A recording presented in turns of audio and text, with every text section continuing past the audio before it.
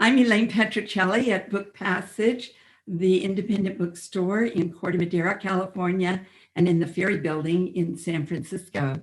We also have a very active website, bookpassage.com, and we're so happy that you're all with us tonight for this incredible event for Zero Fail.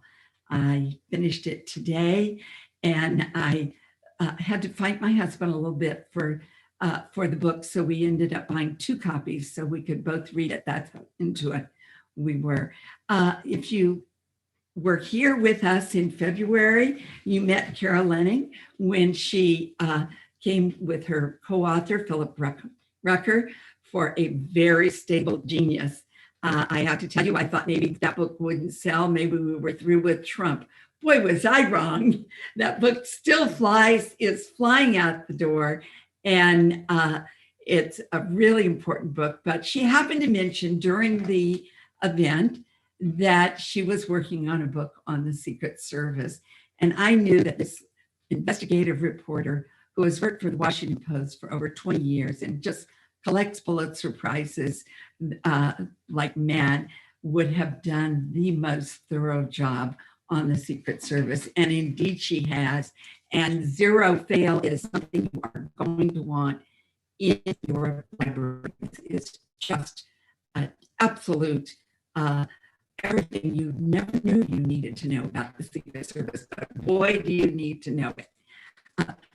We are here today also with my friend, the Professor Michael Krasny, who for so many years was nurturing and teaching people who end up with literary careers at San Francisco State University and writing his own marvelous books. He was also the host of Forum on National Public Radio and NPR for 30 years. And just the man, I always knew that if Michael Krasny was going to interview someone, we were going to get a really great interview because he does something that many folks do. He reads the book. And you could always tell that his insightful way of asking the answers has been just, there are very few who can capture. So I'm going to turn this over now to Michael and Carol, and I'm going to sit back and enjoy an hour of finding out even more about the Secret Service. Well, thank you, Elaine, and it's a pleasure to be with Carol Leonnig. I had mentioned to her that I had her co-author, Phil Rucker, on the Forum program, which many of you know, that I hosted for 28 years to talk about A Very Stable Genius, which was a New York Times bestseller. And also, as Elaine said, Carol has been collecting Pulitzer Prizes. She has 3 of them. I want to commend her on this book and congratulate her, and looking forward to a very rich and I hope in-depth conversation. When you take on a subject like the Secret Service, you're taking on a kind of vast tapestry of history. And yet I think that the way Carol has tackled this deserves really some strong kudos. And so I will give them without any hesitation, because I think there's much to learn, an extraordinary amount to learn from her book. Is everybody hearing me okay? I just want to make sure that vocally it's coming through because it was a little broken up before. Okay, so first of all, congratulations, Carol, and let's just begin by talking about where you began to investigate with the Secret Service. I know you covered the Secret Service with the Washington Post for a number of years, but I'd like to get to the genesis of what your interest was in the Secret Service and where it all started. You know, they say that some of the best journalism, and I'm not saying it's the best, but some really good journalism happens by accident. And I definitely fell into the Secret Service beat by accident. I'm an investigative reporter, and one of the things I'm known for at the Post is getting people who probably don't want to talk.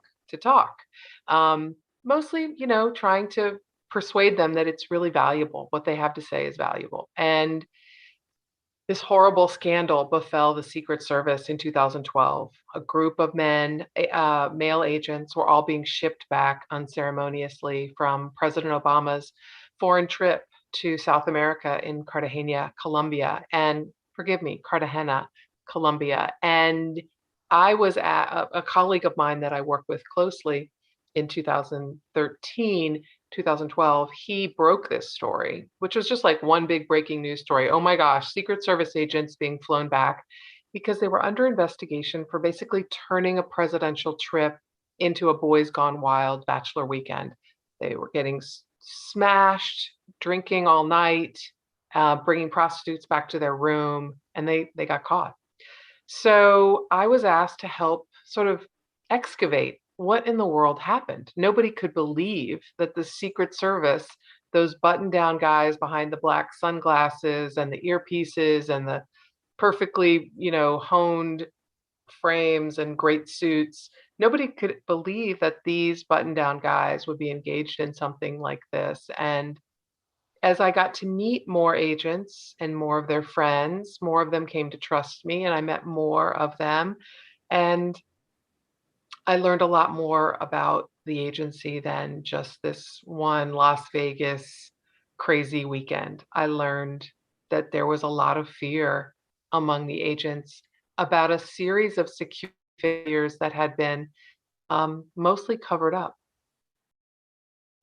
Yeah, your book is very sobering on that score. We can talk about Cartagena because I think there's a lot to talk about there. But it's the security failures that really jolted me as a reader, because I was thinking, if I could make an analogy, of Eric Schlosser, who wrote Fast Food Nation, who wrote a book after that about just how close we came to nuclear war. We came very close to having just about every president, and many of them, certainly high officials, particularly I think about your story about Dick Cheney, vice presidents as well, get assassinated. It's just kind of dumb luck since the mid 60s that there haven't been any assassinations. I couldn't agree more, but especially true after 9/11. I didn't anticipate that this is the road I would go down, like understanding every assassination attempt all the way back to Kennedy. But the way I now realize the Secret Service both rose and fell sort of starts with Kennedy. He is assassinated, and they're just basically this band of overworked, former military guys who are lovely, dedicated, serious, sacrifice a lot, work crazy hours, but they don't have a lot of rigorous training for what they are assigned to do to keep the president from being killed. And that assassination leads, of course, to a horrible tragedy. America is beside itself, but the Secret Service is even, takes a gut punch like no other. They wore that hair shirt for decades. The good thing that came out of that was they remade themselves, and they vindicated themselves by that rigorous training, that intensity, the professionalization essentially of presidential security. Multiple presidents, people tried to kill them and they failed, most notably President Reagan. But after that, in the last, For a moment, because you mentioned the Kennedy assassination, I just want to take you back, because there's a lot about that came out in the Warren Commission about, again, Secret Service agents. I mean, the job can be monumentally boring. I mean, it's at least a part of it, especially protecting the president, having to monitor everything and secure everything. And the reality was there was a lot of going on in this place called the Cellar in Dallas that I didn't know about, and I think a lot of readers probably have learned from you about. In fact, even Earl Warren made mention of somebody who was there till 5 o'clock in the morning. yes, Earl Warren, the Chief Justice of the Supreme Court, who Lyndon Johnson basically browbeat into leading the investigation into Kennedy's assassination, would not let go of this idea that the Secret Service bore some serious responsibility, not just for failing to protect Kennedy, but for going out the night before the ride through Dallas and Dealey Plaza and staying up very late and drinking a not insignificant amount. That night, some of the agents stayed up till 2 in the morning at this kind of beatnik club that served grain alcohol cocktails. Ugh, sounds awful. But that was an interesting era, right? People drank a lot more then, but also agents themselves, exhausting days. And they were just trying to, basically chill. And they went to this bar and stayed really late. And Earl Warren said, give me a break. I'm paraphrasing. You cannot imagine that a man who has stayed up till 2 in the morning, 5 in the morning, drinking even an insignificant amount is going to have the hair trigger reflexes necessary to protect the president. And indeed, in Dealey Plaza, the saddest thing about reconstructing that moment is seeing how many ways in which the agents halted and and could have prevented potentially Kennedy's death. But I think there's a trajectory here that I'd like you to talk about, because certainly after Kennedy, there was a lot more seriousness about the Secret Service, just like, I mean, you give the frame of history going back to the Lincoln assassination, McKinley and Garfield, but it really wasn't until after the Kennedy assassination that you take us through and guide us through the 6 decades, really, of the Secret Service, turning into kind of a paper tiger and a toxic boys club. I mean, this is a pretty disturbing rise and fall story, and one looks to the fall in terms of culpability, and the name Clinton keeps coming up, doesn't it? Yes, yes. I mean, it's interesting to me. I mean, you may have another question about this too, Michael, but the Clinton era is a really interesting one because agents have told me multiple times, people who worked on his detail, people who worked in the agency at the time, that this is the television presidency, the advent of um, White House staff trying to push agents away. And being at arm's reach is really important to an agent who's on a presidential detail because cover and evacuate is the strategy. You know, shots are fired, there's no more looking over your shoulder. They immediately push the person they call the man out of harm's way. But Clinton tried to keep people away because of the television image. He didn't need agents in the backdrop.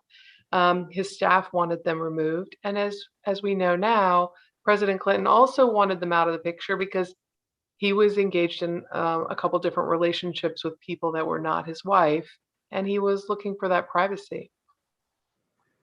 And then what you essentially take us through is the kind of threats on presidents that were, in some ways, really the fault of the Secret Service. I mean, there was culpability there. There was real negligence. I mean, there's some heroic stories and there's much to admire in the dedication of this elite corps and so forth, but it's a string of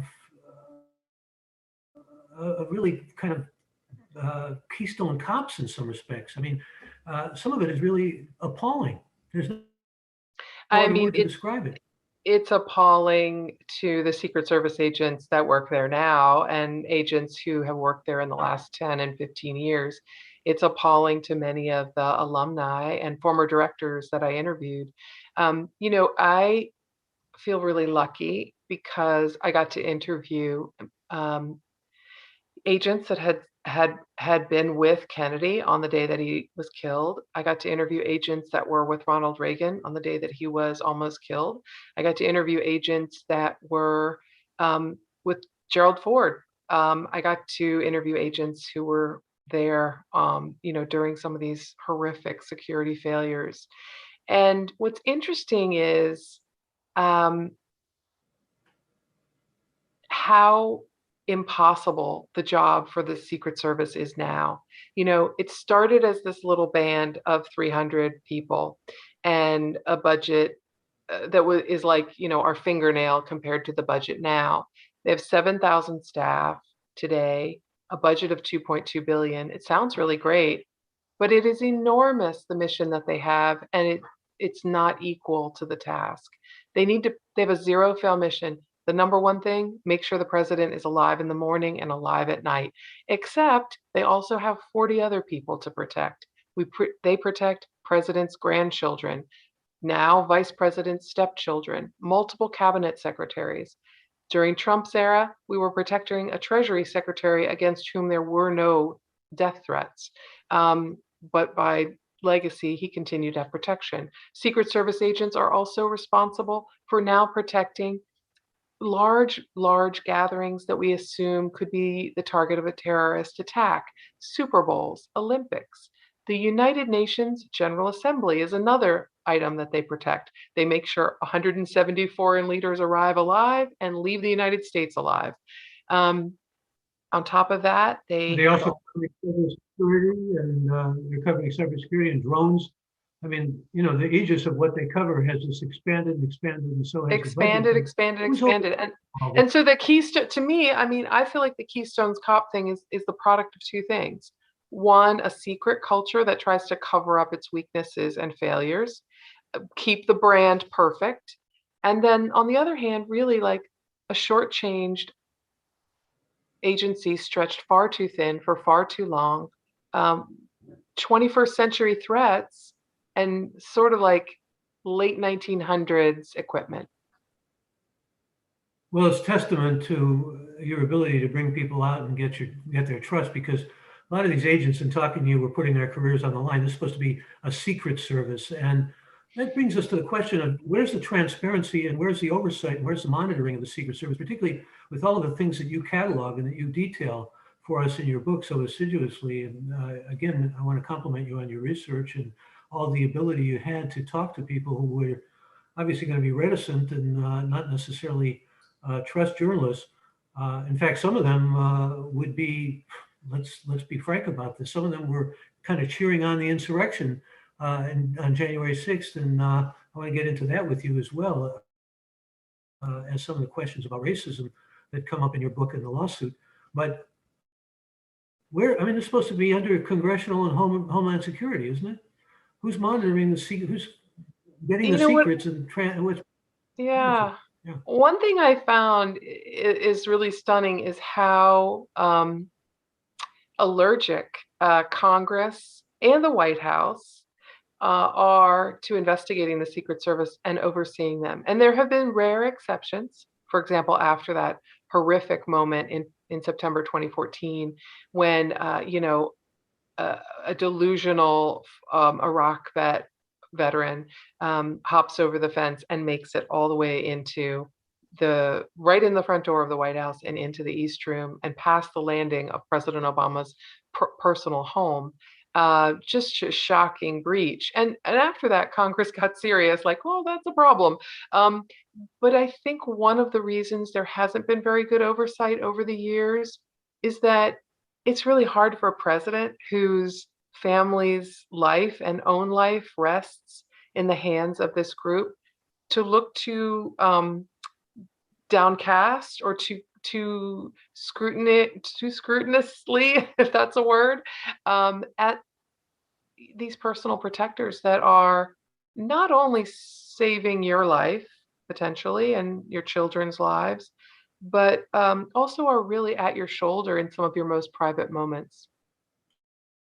And Obama frequently gave them props because, as we find out from your book, Obama was probably under threat in ways that no president previous or even succeeding Obama had been under. And gets into the whole sense of, we've seen police forces and racism in police forces and terrible questions of mating out social justice in unjust ways, like a knee on someone's neck for 9 minutes or so. These horrible occurrences that have plagued our society. We've seen terrible racism within the ranks of the Secret Service. I don't want to give them a bad name because, there are a lot of really decent, patriotic, obviously good-hearted and dedicated members of that elite team. But there are a lot of racists too, and you bring it out. And let's go back to the lawsuit in 2008, because it's really an eye-opener. Blacks in the Secret Service were clearly suffering and being discriminated against. And when they brought it into a lawsuit, it became even more hideous in some ways, didn't it? The Secret Service was so angry about these Black agents filing suit. And let's be clear, many, many decades earlier, a lot of other federal agencies, the FBI, EPA, Department of State, had been sued about racial discrimination. And the service was kind of late to experience this. And now I understand why, because the agents were blackballed. Nobody would work with them. People would try to avoid assignments with them. Directors came out publicly to criticize them. That's pretty unusual when you've been sued by your own employees. And all of the documentation and all of the argument was on the Black agent side. They had been repeatedly overlooked for promotions uh, in favor of promoting white agents whom they had trained, white agents who had lower performance ratings than they did on the test that is supposed to make the decision. And it was really like eating at them, and they did sue. But literally, even in the last 5 years, agents told me that if they had been willing to take their name off the lawsuit, they could get out of disciplinary action, or they could get out of some sort of punitive measure for misconduct that they were under investigation for, as long as they would withdraw from the lawsuit. The service's directors fought off that lawsuit for so long, refusing to give up discovery, refusing to settle the case until President Obama arrived and his Secretary of Homeland Security agreed to pay them basically the wages they would have earned had they gotten the promotions that they deserved. But in the bigger picture, as you point out, and I wonder how you came to this conclusion, of all the federal agencies, morale is lower in the Secret Service than any other federal agency? Morale, I'm sorry, I hope I heard you right. Did you say morale, I Michael? said morale, yeah. Yeah. So, yes, in the years that I was covering them the most intensely, and they were having the most security slip-ups during Obama's tenure, uh, 2015 to 2018, I believe, if memory serves, they were rated as the most hated place to work in the federal government, which is pretty bad. Part of that was the Secret Service was going through a civil war. Agents who were talking to me and officers. So, officers, in case you don't know about in Washington, Secret Service officers are in sort of uniform and protect the White House grounds. They also protect the vice president's home and a few other places. Those people who were talking to me were saying, this leadership is out of control. We know that the president's not safe, and we know we can't do our jobs. We don't have the tools, and the leadership will not acknowledge that. The leadership is covering up all of these problems. So it was a pretty tough time inside the agency. And Elijah Cummings, the late Elijah Cummings, who was one of the people most concerned that President Obama would be killed, and was for a time the ranking member and then the chairman of the Oversight Committee, he warned the director, you have a problem here, and the problem is you have an agency at war with itself. And it tells me if people are coming to Carol Leonnig and people are coming to Congress to blow the whistle, then you're not doing your job right. When Trump became president, some of the reforms that were being talked about were supposed to be implemented, and they never were. And you come on fairly hard on the Trump administration. I just wondered if you could address some of the criticism I'm sure you've heard, because you wrote a book co-authored a book called A Very Stable Genius, and the Washington Post has certainly gotten a lot of flack as the Bezos paper by Trump and others who feel that it's not necessarily on his side. So when you say, as you do early in your book, I am an objective journalist dedicated to sharing the truth with the public, there's some who might raise some skeptical eyebrows about that, especially as a broadcast journalist for many years. I used to wince at the idea that we could really be objective in the true sense of the word. But talk about that. I mean, in terms of going after Trump, because you do go after Trump in this book. I share your sense about the difficulty of explaining objectivity in journalism. Even to younger journalists now joining the Washington Post, you cannot not have an opinion and a thought. If you're a sentient being, you have thoughts and opinions about how things are not working well or could work better. But I mean, our job is to look at the full picture and to take into consideration why this policy that you don't think is working that well might have its value or its strengths, and report that, period. With Donald Trump, I think it's pretty objectively true that the Secret Service became increasingly a politicized tool.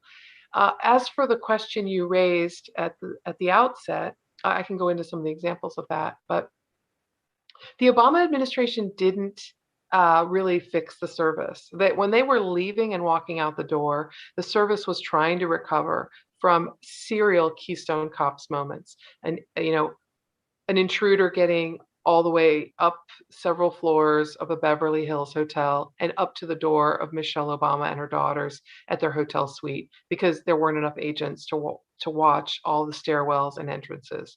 The jumper in 2014, 29 seconds for a man wearing Crocs and having a limp to get inside the White House from the sidewalk, a public sidewalk, to the White House. 2011, With a knife. Right? with a knife. Secret 2011, luckily, President Obama had just left, but a man who believes he's the Messiah and is going to save the world from the Antichrist, President Obama. He's been stoked by an Alex Jones conspiracy theory program, and he takes an assault rifle and shoots at the White House. And the Secret Service doesn't discover that the home in which the president lives and that his daughters were currently in, along with their grandmother, Michelle Obama's mother-in-law, has been struck 7 times. They don't discover that for days. A cleaning person discovers that. So, I mean, like serial problems. The Obama administration is embarrassed and they change the director. They fire one and bring on a new one. They hope that that will solve the problem, but they don't completely deliver on all the promises about how they're going to strengthen the Secret Service the way the service was remade after Kennedy's assassination. Well, when President Trump arrives, he doesn't sort of pick up the baton and say, "Oh, I see this agency's in trouble. I'm going to work on that." Governing wasn't really the thing that the president was really focused on. He increasingly became focused on his optics and the optics of his agencies, and so the service became a tool to improve his image, and he used them for that purpose. Well, I noticed in the chat room somebody had a question about the Clint Eastwood movie in 1993. That seemed to form in many people's minds a vision, or at least an ideation of what the Secret Service was supposed to be. And it was supposed to be, again, I think it was Michael Cohen who said, "I take a bullet for Trump" before he became president. But the idea that, as your title suggests, you either arrest or you kill. I mean, there are no other options. The first priority is protecting the president of the United States. But here again, as you pointed out before, it's become so diffuse, and the responsibilities have become so extraordinarily almost manifold that it becomes almost impossible. So I want to ask you, what about the selection process? How do they go about deciding, who should be and should not be in the Secret Service? Could you shed some light on that? It's been a really tricky thing because the service had for a while during that time when morale was so horribly low, embarrassingly low, right? The elite of the elite is the most hated place to work. The service could not replace officers and agents as fast as they were leaving, but especially officers. They couldn't hire quickly enough, and so they were down hundreds of people. You can't lose hundreds of people when you're trying to protect like the 18-acre compound that's supposed to be the most secure in the world. The service tried a new hiring strategy in the 200s, and it was pretty much an epic failure. Normally, the service has senior supervisors in all the field offices take applications, interview people in person, and make a decision about whether or not they can kind of cut it. And that route had actually been working quite well. Supervisors had a good read, but they were choosing people that looked like themselves, white men, often white men who used to work in a police department or a sheriff's office. And so the new method was supposed to be more fair, but unfortunately, it wasted a lot of time because there were tons of people that were brought in this massive sort of online dating system almost, and so many of them would not be qualified. So it's been a real issue for the service that they haven't entirely solved. And I noticed one of our listeners was asking about the super spreader events with Trump having so many people out there. There was, in fact, a real unfortunate spreading of COVID among Secret Service agents. Can you address that? What It's do we so know about sad. that at this point? Yeah, it's so sad because I did write about it pretty routinely in the summer and broke some sad news about it. There were two things going on. The president was, realizing in the spring that not only was his, presidency and the country uh, beset with this unbelievable public health crisis, but his poll numbers were tanking. He was basically knowing at that moment that he was losing to Biden, and he decided that the only way to energize his base and come out of that hole in the polls was to hit the road, which he'd been very successful at in his MAGA rallies in 2016. So he insisted on doing that, even though COVID was spiking in many of the communities he chose to travel to. Tulsa, Oklahoma, for example. Um, Now it has been definitively proven that President Trump's decision to visit Tulsa for an indoor rally, where he did not wear masks, many of the other people who were attending didn't wear masks, and most of his staff didn't wear masks, um, led to a fourfold spike in COVID in that community. It also sickened dozens of Secret Service officers and agents. Forgive me, let me rephrase. It required dozens of Secret Service officers and agents to quarantine and basically be taken off the line, so to speak, for 2 weeks because they had been exposed to colleagues who tested positive right away, the first day of the rally. That just continued, and by the end of the summer and the early fall, 300 Secret Service officers and agents had either contracted COVID or had to be taken off the line because of an infected coworker that they'd been in contact with. And the number one thing agents told me they were so upset about, and officers, was they knew that they were risking their families. They weren't so worried about themselves, but they knew they might be taking this home. And they didn't have a lot of options. So it was pretty scary times. However, there were senior members of the Secret Service protection detail who I'm told were telling officers and agents on sites where the president was visiting, in particular Bedminster, to take off their masks. They were wearing them because it complied with the CDC regulations, but the protective detail agents told them, the president doesn't like masks, so get rid of them. He doesn't like to see it. And that is borne out by the president himself. He has said multiple times, forgive me, the former president has said many times he does not like the way masks look. Well, tell me if you could, Carol, about what you see now as major concerns and what's necessary for reform. Is there kind of a triage that you have in your own mind that would be at the top of the hierarchy of what's needed?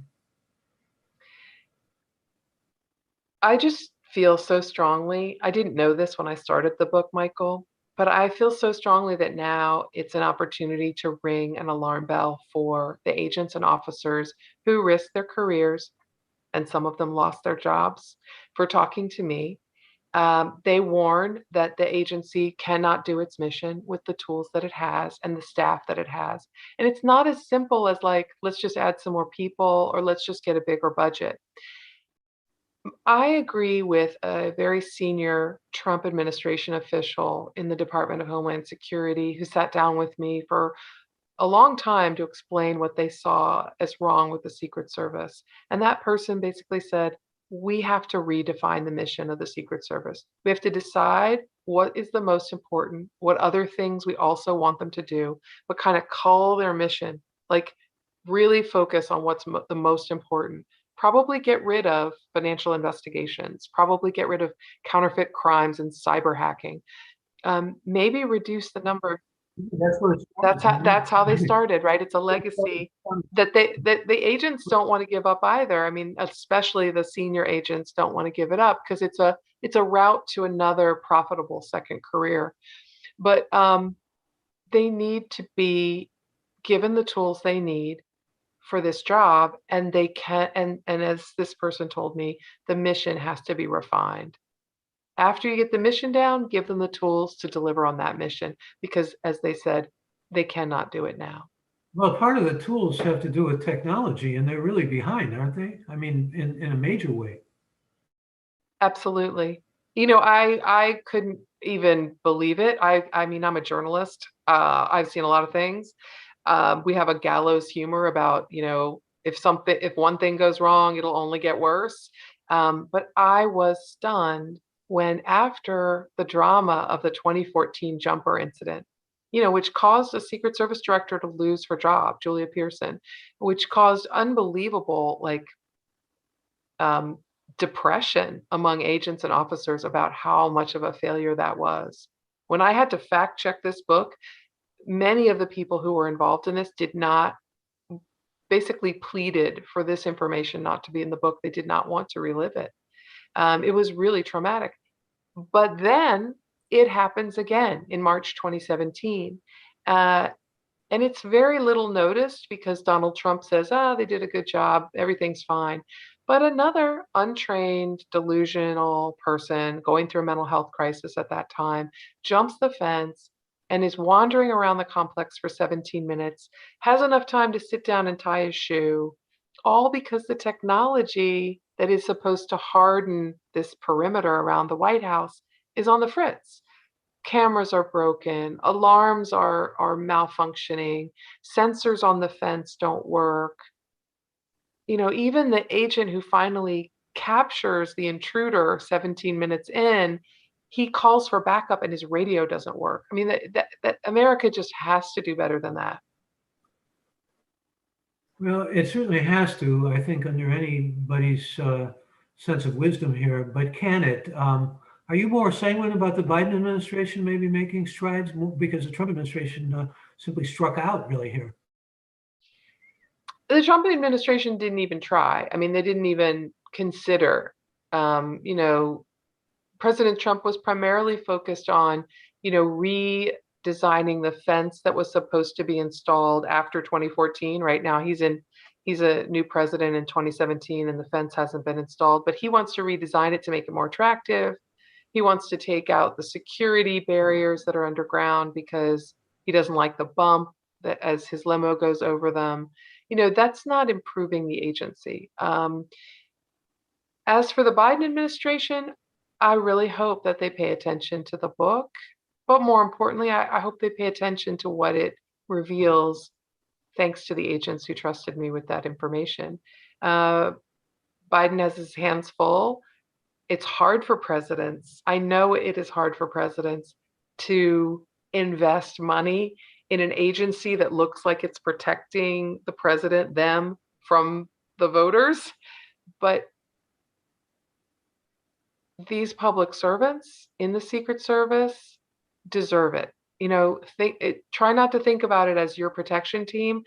Try to think about it as a public servant corps that deserves, again, these tools and these upgrades.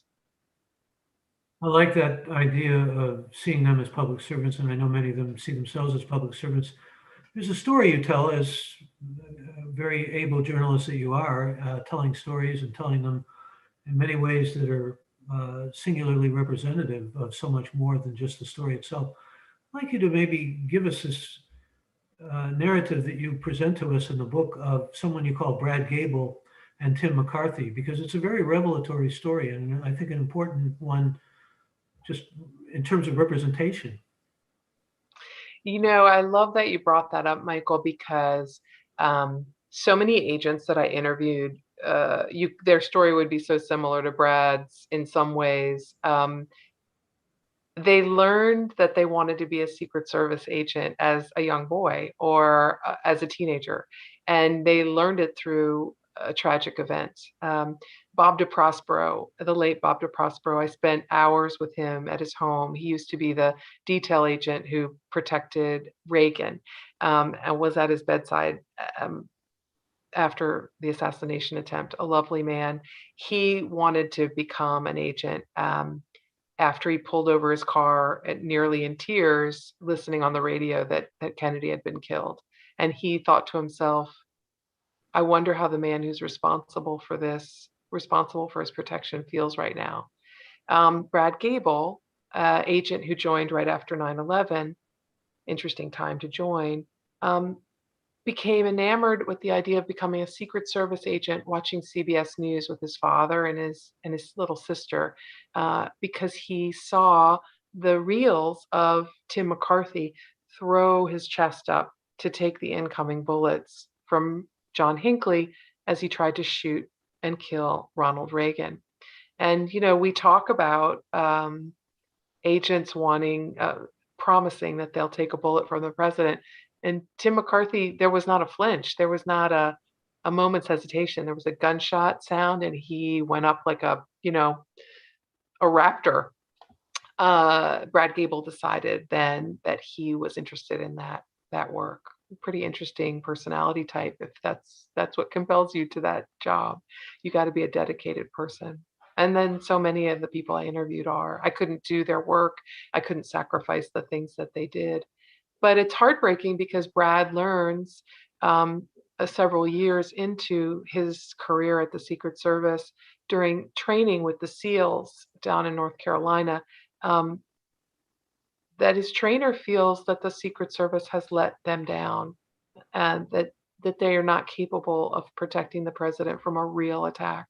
And the fact that in Gable is devastating because Brad knows in his gut that's true. He's seen several security misses, several not near assassinations, but near tragedies, near crises, and he he knows it's true.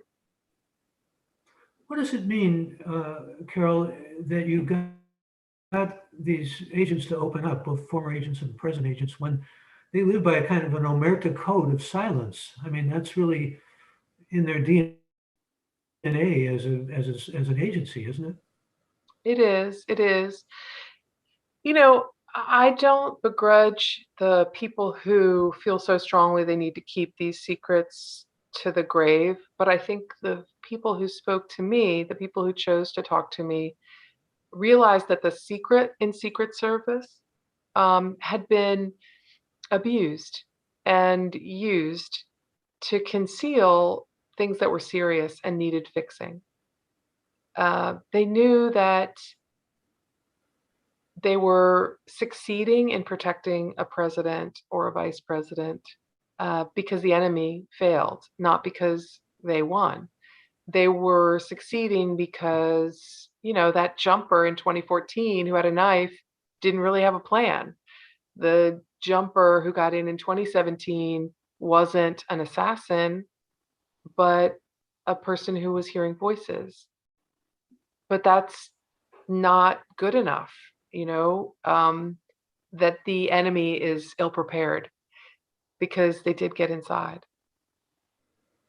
You also talked about just how much the Secret Service has grown, and it's growing into, well, let me just give some statistics right out of your book here, from 300 agents and a $5 million budget to 7,000 agents, officers, and other staff members, in a budget of over, as you said, 2.2 billion, and all these different extraordinary challenges that the Secret Service has taken on.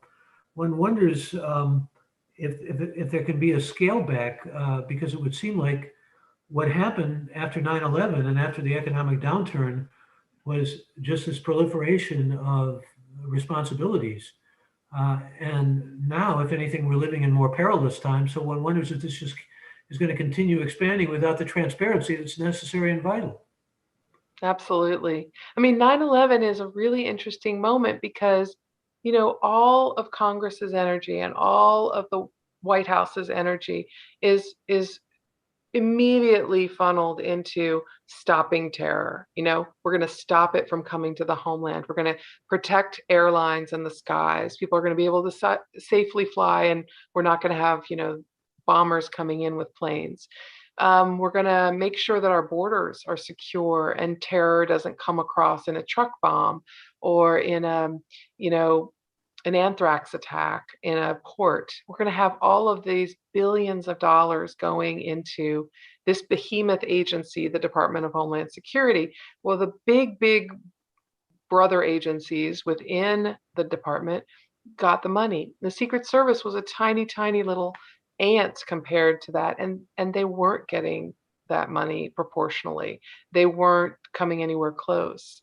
All of the soup to nuts technology, all the cool stuff, all the good toys were going to anti-terror efforts. But terrorists want to kill the president. So it should not have happened that way.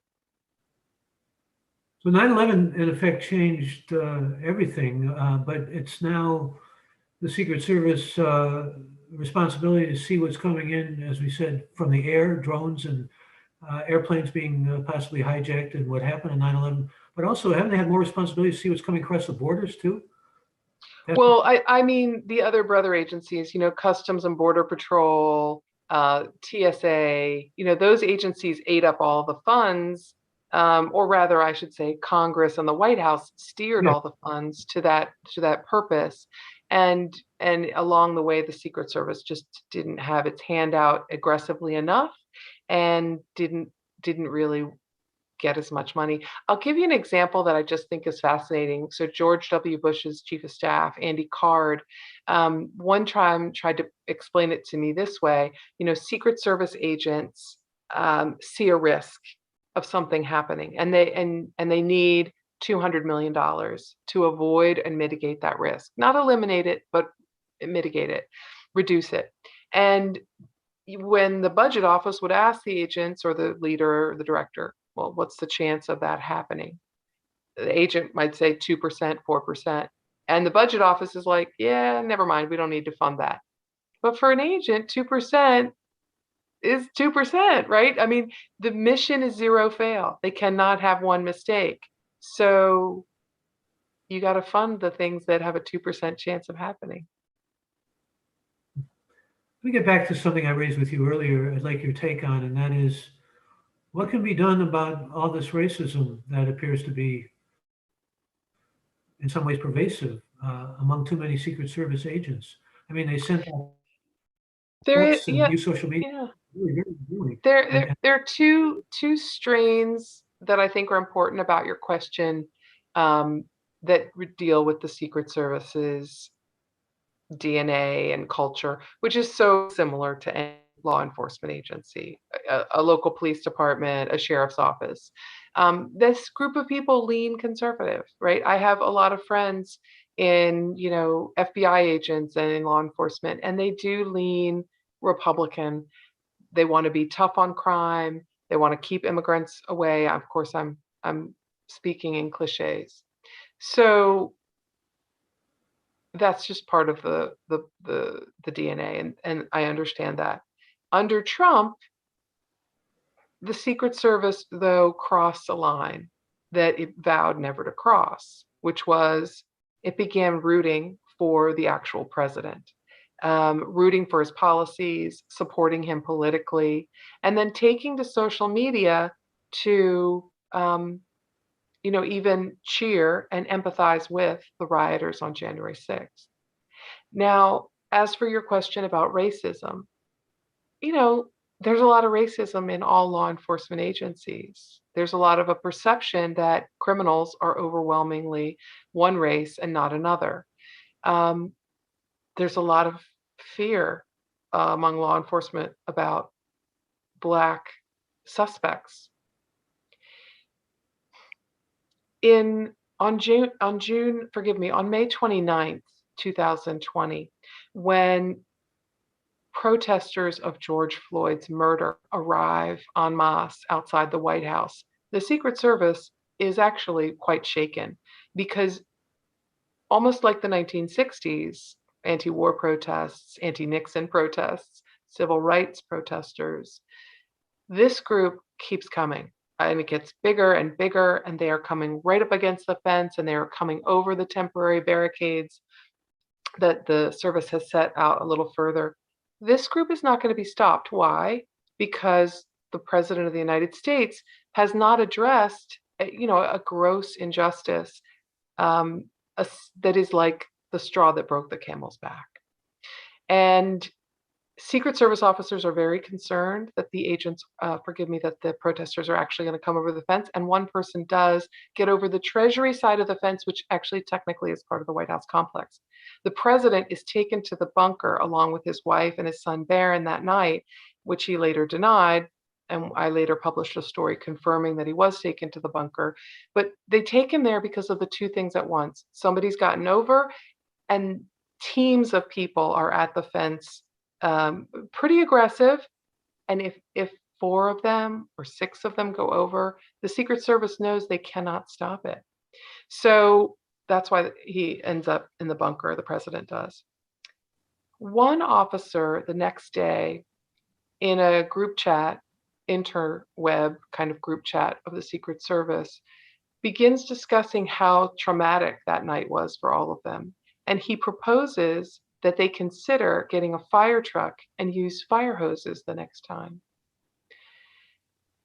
So Black officers and agents cannot let this stand, and they begin pummeling him on this officer who makes the fire hose suggestion on the Secret Service site. And that many agents and officers share with me screenshots of that discussion. They try to remind this officer. Sorry? When I think about hoses, of course, I think about Bull Connor and civil rights demonstrators and the fire hoses being put on them. But, when you think about this enmity and call it antipathy in the ranks, it's partisan. A lot of it's just, rank racism. Like you said, you see in sheriff's offices and police offices. Just what is the vulnerability of the kind of thing that we're seeing in Germany now with investigative and police forces being essentially getting infiltrated? There's no other word that I can think of to describe what's actually been exposed by good investigative journalists like yourself in Germany. I mean, is that danger and vulnerability there with our Secret Service?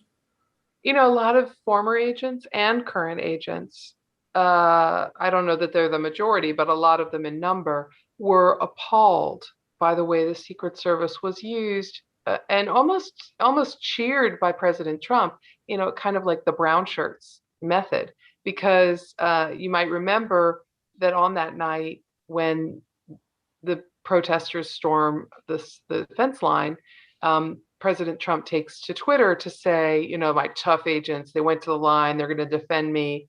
That's not really what Secret Service officers or agents are there for, to defend Donald Trump. They're there to keep him alive.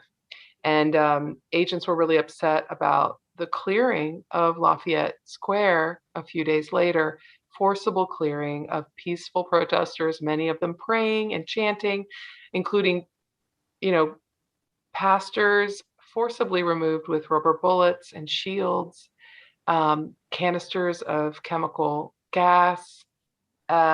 Secret Service officers in an internal private town hall with the director demanded to know, we're trained to respect protesters' First Amendment rights. Why were we involved in this? What's our use of force policy? And there was a lot of shrugging, like, well, the protesters were a problem. Carol, I see the visage countenance of my friend Elaine Petrocelli. It's been a real pleasure talking to you. And I learned so much from your book, and I thank you for it. And thank you for this conversation, which was really very full and very edifying, illuminating. Thank you. I really enjoyed your questions, Michael. Thank you for bringing the story to life. And I had the best time listening to both of you. Even having read the book, you brought so many things up that made me want to go back and read it a second time. And I think all of us watching are just really grateful that you wrote this book and that the agents who spoke to you did speak to you, which to me speaks to your incredible investigative journalism. Every time I read your journalism, I think, how does she do that? How does she get people to tell her these things? And Michael, your reputation as the world's best interviewer is secure forever. That was an incredible interview. And to those of you watching, I hope you will call Book Passage, go on our website, or come into either store and order Zero Fail. We do have it in stock. There's an error on our website that says back order. Don't worry, you'll get it. And I am so happy to tell you that Carol has signed book plates for us. So if you're thinking that it would be a good idea to give this to someone for Father's Day or graduation, or give your book club, all 22 of them, a copy, we have book plates for you as well. And also, I want to mention that I heard a little bit of the Libro FM audio, and I absolutely loved it. I'm one of those weird people who likes to read the book first and then hear the audio. I know no one else thinks that's a good idea, but I do. And I really think that Maggie McReed was wonderful, but also Carol, you're in it too. So it's a fabulous audio. And if our listeners and watchers want to get audio, the best way to do it is audio company Libro FM, which works with independent bookstores and supports independent bookstores, but also never ever invades your privacy. They don't care when you stopped reading. They don't want to know anything about you. So go to our website, and I definitely think you'll enjoy the audio as well. And just to all of you, Carol, Michael, and all of you who are part of the Book Passage world, I'm so grateful for your support and for keeping us able to have these interviews. It's really such a gift from all of you, and especially from Carol and Michael tonight. Thank you. And Carol and Michael, I want to see you together when the paperback comes out, but I want to see you in the stores. Thanks. The next time, it's got to be in the stores. Yes. And for those of you who are far, far away, maybe we'll have it in the store and also beam it to you. We'll see what we can do. Thanks a million. And Michael, thank you so much. Good night. Good night.